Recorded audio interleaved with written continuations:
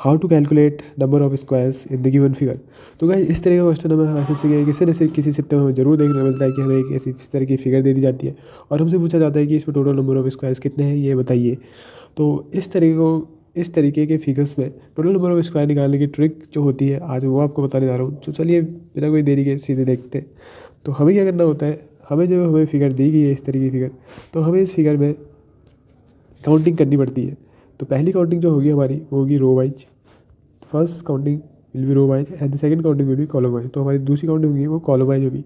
तो काउंटिंग हमें इस तरीके करने की, जो पहला कॉलम है उसको हमने 1 नाम देना है, जो दूसरा है उसको 2 नाम देना है और जो तीसरा कॉलम है उसको हमने 3 नाम देना है।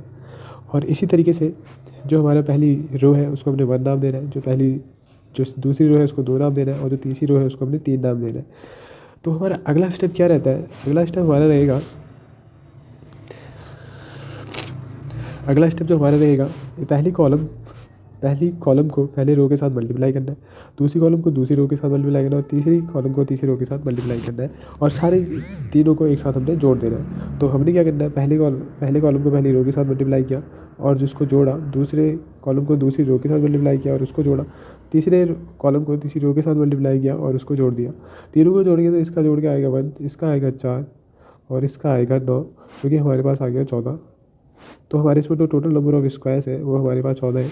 ऐसे ही गाइस दूसरी वाली फिगर को सॉल्व करके आप मुझे इसका आंसर कमेंट सेक्शन में बताइए।